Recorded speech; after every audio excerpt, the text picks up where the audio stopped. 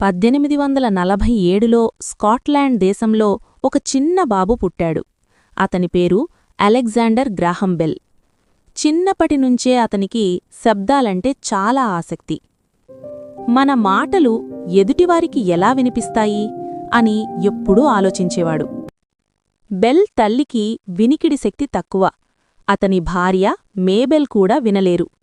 వారి కష్టాలను దగ్గరగా చూసిన బెల్ వినలేని పిల్లలకు మాట్లాడటం నేర్పించే గురువుగా మారాడు. ఇతరులకు సహాయం చేయాలనే తపన అతనిని గొప్ప ఆవిష్కరణ వైపు నడిపించింది. టెలిఫోన్ ఆవిష్కరణ. అమెరికాకు వెళ్లి శబ్దం, విద్యుత్పై ఎన్నో ప్రయోగాలు చేశాడు.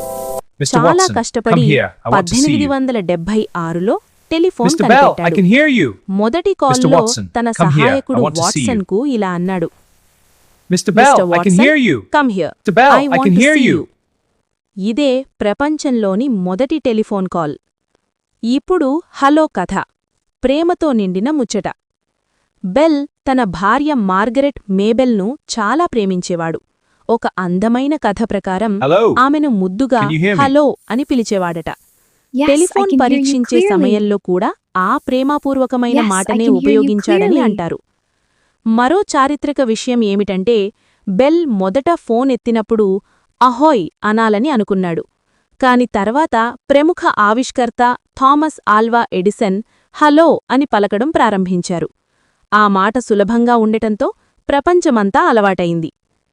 12ఏళ్ల వయసులోనే ఒక చిన్న యంత్రాన్ని కనిపెట్టాడు. మెటల్ డిటెక్టర్ను తయారుచేశాడు.